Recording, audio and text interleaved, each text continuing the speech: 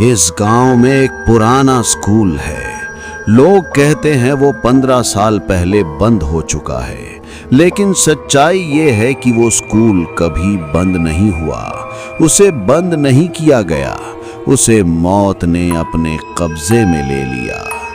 दिन में ये जगह बस एक खंडहर लगती है, लेकिन रात होते ही ये इमारत जैसे जाग जाती है, जैसे इसकी दीवारों के अंदर कुछ सांस ले रहा हो, कुछ जो अभी भी जिंदा रहना चाहता हो। दिन में गांव की जिंदगी बिल्कुल सामान्य रहती है। बच्चे खेलते हैं, लोग हंसते हैं, लेकिन कोई भी उस स्कूल की तरफ नजर उठाकर भी नहीं देखता, जैसे सबने चुपचाप उसे अपनी यादों से मिटा दिया हो। जैसे ही रात उतरती है, पूरा इलाका धीरे धीरे चुप हो जाता है। कुत्तों की आवाज भी एक एक करके बंद हो जाती है, जैसे किसी ने पूरे गांव को चुप रहने का हुक्म दे दिया हो। बुजुर्ग कहते हैं, रात 12 बजे उस स्कूल के पास मत जाना, क्योंकि उस वक्त वहां सिर्फ सन्नाटा नहीं होता, वहां बच्चों की क्लास शुरू होती है। एक ऐसी क्लास जो जिंदा लोगों के लिए नहीं होती। मैं इन बातों को कभी गंभीरता से नहीं लेता था। मुझे लगता था ये सब सिर्फ डराने की कहानियां हैं, लेकिन मुझे क्या पता था कि उसी रात मैं खुद उस कहानी का हिस्सा बनने वाला हूं। घड़ी में समय था 11:58। हर टिक टिक मेरे दिल की धड़कन बन चुकी थी, और मुझे एहसास हो रहा था कि मैं उस समय के करीब पहुंच रहा हूं जिसके बारे में सब मना करते थे। अचानक मुझे दूर से घंटी की आवाज सुनाई दी, इतनी हल्की फिर भी इतनी साफ, जबकि स्कूल तो सालों से बंद था। उस पल मेरी रूह ने मुझसे कहा, अब वापस लौट जा। फिर मैंने सुना बच्चों की मासूम आवाज, गुड मॉर्निंग टीचर। उस एक लाइन ने मेरी रीढ़ में ठंड भर दी, क्योंकि वो आवाज किसी जिंदा बच्चे की नहीं थी। उस पल मैंने देखा, स्कूल का गेट अपने आप हिल रहा था, जैसे कोई अदृश्य हाथ मुझे अंदर बुला रहा हो। और मेरे दिल को पता था, एक बार अंदर गया तो सब कुछ बदल जाएगा। मैंने कांपते हाथों से गेट को धक्का दिया। लोहे की डरावनी आवाज मेरे कानों में गूंज गई, जैसे ये इमारत मुझे चेतावनी दे रही हो। लेकिन फिर भी मैं अंदर कदम रख चुका था। अंदर का गलियारा बिल्कुल सुनसान था। दीवारों पर उखड़ा हुआ रंग, टूटे हुए नोटिस बोर्ड, और हर कदम पर ऐसा लग रहा था जैसे कोई मुझे पीछे से देख रहा हो। दीवारों पर बच्चों की पुरानी ड्राइंग्स बनी थी, आग, रोते हुए चेहरे और मासूम लकीरें। ऐसा लग रहा था जैसे ये चित्र नहीं, बल्कि किसी दर्द की कहानी हो। तभी मेरी नजर पड़ी कक्षा 3 के बोर्ड पर। उसी कमरे से हल्की पीली रोशनी आ रही थी, और मेरा दिल कह रहा था यही वो जगह है जहां से सब शुरू हुआ था। अचानक मुझे बेंच खिसकने की आवाज सुनाई दी। वो आवाज गलियारे में गूंज रही थी, जैसे अंदर बच्चे बैठ रहे हों, जबकि मुझे पता था वहां कोई जिंदा नहीं हो सकता। दरवाजा आधा खुला था, अंदर से पीली सी रोशनी बाहर आ रही थी। हर कदम के साथ मेरे पैर भारी होते जा रहे थे, जैसे कोई मुझे रोकने की कोशिश कर रहा हो। जमीन पर गीले पैरों के निशान बन रहे थे, एक के बाद एक, जैसे कोई अदृश्य बच्चा क्लास में चल रहा हो, और मैं बस खड़ा होकर वो मंजर देख रहा था। बेंच खाली थी, लेकिन कुछ ही पलों में मुझे बच्चों की धुंधली परछाइयां दिखाई देने लगी, जैसे आत्माएं अब भी रोज की तरह क्लास में आ रही हों। मेरी आंखों के सामने चौक अपने आप उठी, और ब्लैक बोर्ड पर लिखा गया, आज टेस्ट है। उस एक लाइन ने मेरे अंदर का खून जमा दिया। चौक की खर्र खर्र की आवाज पूरे कमरे में गूंज रही थी।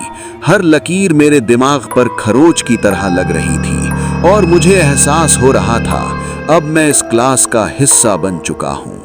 तभी मुझे अपनी गर्दन पर ठंडी सांस महसूस हुई, जैसे कोई मेरे बिल्कुल पीछे खड़ा हो। मेरा शरीर सुन्न हो गया, और दिल कह रहा था पीछे मत देख। धीरे धीरे जब मैंने पीछे मुड़कर देखा, तो एक जली हुई टीचर मेरे सामने खड़ी थी। उसका चेहरा आधा राख बन चुका था और उसकी आंखों में सिर्फ गुस्सा और दर्द था। उसकी काली आंखें मुझे घूर रही थीं, जैसे वो मेरी आत्मा के अंदर झांक रही हो। उस नजर में इतना दर्द था कि मैं सांस लेना तक भूल गया। उसने जली हुई उंगली से एक बेंच की तरफ इशारा किया और ठंडी आवाज में बोली, अपनी सीट पर बैठो। उस आवाज में ऐसा हुक्म था जिसे टालना नामुमकिन लग रहा था। पूरी क्लास में हलचल मच गई। बेंच अपने आप हिलने लगी, जैसे अदृश्य बच्चे आकर बैठ गए हों, और पूरा कमरा अचानक जिंदा हो गया। मुझे बच्चों की परछाइयां दिखने लगी। सब सर झुकाए लिख रहे थे, जैसे ये कोई आम क्लास हो, लेकिन ये सब बच्चे इस दुनिया के नहीं थे। अचानक सब बच्चों ने एक साथ सर उठाया और मेरी तरफ देखने लगे। उनकी खोखली आंखों में कोई जिंदगी नहीं थी, सिर्फ एक सवाल था, क्या तुम भी यहीं रहोगे? चारों तरफ फुसफुसाहट गूंजने लगी। ये नया बच्चा है, ये भी यहीं रहेगा। हर आवाज मेरे दिमाग में हथौड़े की तरह पड़ रही थी। टीचर ने जमीन पर जोर से डंडा मारा। पूरी क्लास कांप उठी और उस एक आवाज ने मुझे एहसास करा दिया, अब यहां से निकलना आसान नहीं होगा। और तभी मेरी आंखों के सामने मंजर बदल गया। ये क्लासरूम जलते हुए नरक में बदलने लगा, जैसे अतीत खुद मेरे सामने जिंदा हो गया हो।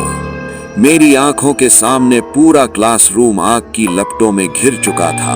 धुआं इतना गाढ़ा था कि सांस लेना मुश्किल हो रहा था और हर तरफ बच्चों की चीखें गूंज रही थी। एक छोटा बच्चा दरवाजे पर मुक्के मार रहा था। उसकी आंखों में आग की परछाई थी और उसकी चीख थी, कोई है, हमें बचा लो। टीचर बच्चों को बाहर निकालने की कोशिश कर रही थी, तभी उसकी साड़ी में आग लग गई। उसकी चीख आसमान चीर रही थी, लेकिन फिर भी वो बच्चों को छोड़ने को तैयार नहीं थी। अचानक छत का एक हिस्सा टूटकर नीचे गिरा। जलता हुआ लकड़ी का पटरा जमीन पर आ गिरा और उसी पल सब कुछ और भी भयानक हो गया। कुछ बच्चे एक कोने में सिमटकर एक दूसरे को पकड़े हुए थे। उनकी आंखों में मौत साफ दिखाई दे रही थी और कमरे में सिर्फ जलने की बदबू फैल चुकी थी। टीचर घुटनों पर गिर पड़ी। उसका पूरा शरीर जल रहा था, फिर भी वो हाथ बढ़ाकर बच्चों को अपनी तरफ बुला रही थी, जैसे आखिरी पल तक उन्हें बचाना चाहती थी। फिर एक तेज सफेद रोशनी फैली। चीखें धीरे धीरे खामोशी में बदल गईं और उसी पल उस क्लासरूम में जिंदगी हमेशा के लिए खत्म हो गई। अचानक मैं फिर से वर्तमान में था। क्लासरूम शांत था, जमीन पर राख बिखरी थी और ऐसा लग रहा था जैसे ये दीवारें अब भी उस दर्द को याद कर रही हों। जली हुई टीचर मुझे देख रही थी। उसकी आंखों से काली राख की तरह आंसू गिर रहे थे। उस नजर में गुस्सा नहीं, सिर्फ अधूरा दर्द था। उसने धीरे से हाथ उठाया और पूरा कमरा हिलने लगा। दरवाजे कांपने लगे और मुझे समझ आ गया, अब ये आत्माएं मुझे जाने नहीं देना चाहती। दरवाजे अपने आप जोर से बंद हो गए। खिड़कियां कांपने लगी। पूरा कमरा जैसे किसी अदृश्य ताकत के कब्जे में आ गया और मेरी सांसें तेज हो गईं। मैंने पूरी ताकत से दरवाजा खींचा, लेकिन वो नहीं खुला। मेरे हाथ कांप रहे थे और दिल चिल्ला रहा था, अब बचने का कोई रास्ता नहीं है।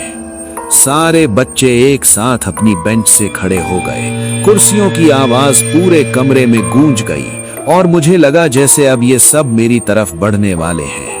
धीरे धीरे वो मेरी तरफ बढ़ने लगे। हर कदम के साथ कमरा और ठंडा होता गया और मुझे एहसास हो रहा था ये बच्चे मुझे जाने नहीं देंगे। तभी टीचर ने दोनों हाथ ऊपर उठाए और सारे बच्चे एकदम रुक गए। पूरा कमरा अचानक खामोश हो गया, जैसे सब उसकी आज्ञा का इंतजार कर रहे हों। वो धीरे धीरे मेरी तरफ बढ़ी। उसके जले हुए पैरों से राख गिर रही थी और हर कदम के साथ मेरा दिल और जोर से धड़क रहा था। उसने कहा, तुम हमें देख सकते हो, इसका मतलब है अब तुम भी इस क्लास का हिस्सा बन चुके हो और यहाँ से कोई यूं ही बाहर नहीं जाता। अचानक मैंने अपनी पूरी ताकत जुटाई और खिड़की की तरफ भागा। कांच पर जोर से टकराया और मुझे लगा शायद यही मेरा आखिरी मौका है। कांच टूटकर बिखर गया। मैं छलांग लगाकर बाहर गिर पड़ा। पीछे से ठंडे हाथ मुझे पकड़ने ही वाले थे, लेकिन मैं किसी तरह बाहर निकल गया। मैं गलियारे में जान बचाकर भाग रहा था। दीवारों पर भूतिया परछाइयां मेरा पीछा कर रही थीं और हर पल मुझे लग रहा था अब वो मुझे पकड़ लेंगे। मुझे दूर गेट दिखाई दिया। मैंने आखिरी ताकत लगाई। पीछे धुंध में बच्चों की परछाइयां दिख रही थी और मेरा दिल बस यही कह रहा था, भागते रहो। मैंने गेट को जोर से धक्का दिया। वो थोड़ा सा खुला।